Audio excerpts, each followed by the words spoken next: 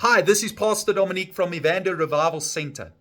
We are busy fasting and praying right in the month of January, and we are trusting God that 2026 is going to be a blessed year. We are busy consecrating ourselves before the Lord because we are trusting God for a miraculous, supernatural year of breakthrough.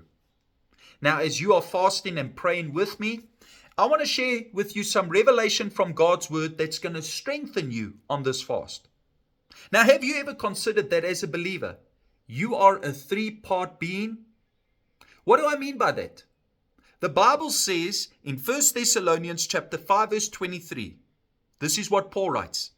Now may the God of peace himself sanctify you completely, and may your whole spirit and soul and body be kept blameless at the coming of our Lord Jesus Christ. According to 1 Thessalonians chapter 5 verse 23, Paul says that we as believers are three-part beings. You might have heard the church saying, you are a spirit, you have a soul, you live in a body. That's very true. The real you is a spirit. At the new birth, your spirit got recreated and perfected, according to 2 Corinthians chapter 5 verse 17, which says, if anyone's in Christ, they are a new creation. You and I at the new birth are a new creation. But how we understand and how we manage our three-part being is going to determine whether we succeed or fail in God's kingdom. Now, your soul is made up of your mind, your will, and your emotions. Your soul, in other words, is what makes up your personality and character. Now, your mind needs to be reprogrammed after the new birth.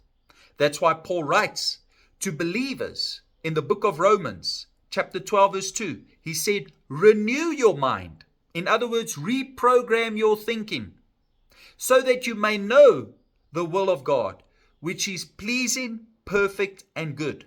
In other words, renew your thinking in line with God's word so that your soul can operate according to the will of God for your life. Now, not every believer has got their soul renewed. Not every believer has got their mind reprogrammed. Paul knew this. That's why he writes in Philippians chapter 4 verse 8, and he says, finally, brothers, whatever is true, whatever is honorable, whatever is just, whatever is pure, whatever is lovely, whatever is commendable, if there's any excellence, if there's anything worthy of praise, think about these things. Did you know that God's word is like a cleansing agent? Ephesians chapter 5 verse 26. It cleanses your thinking. It cleanses your soul. The more time you spend listening to God's word, the more time you read God's word, you memorize God's word, you meditate on God's word, you are reprogramming your mind. So if you get your mind in check, then your soul is renewed after your spirit has been recreated. So, because your spirit is justified, your mind is then purified, your body, the third part, must be crucified. My flesh and your flesh must be crucified. And one of the best ways to crucify your flesh, the desires of your flesh, is by fasting. What you are doing is you are disciplining your body to be submissive to your spirit. Because our body and our spirit have got opposite desires. Your spirit wants to serve God while your body wants to sin. But we need to crucify the body, the flesh. Paul wrote about this in 1 Corinthians chapter 9 verse 27, and he says this, I discipline my body and keep it under control, lest after preaching to others, I myself should become disqualified. Paul also writes in Romans chapter 7 verse 18 that there's absolutely nothing good in the flesh.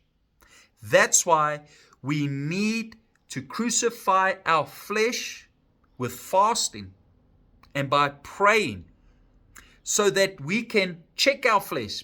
Because if your flesh goes unchecked, it will lead you down a path of destruction where you give into temptation and fall into sin.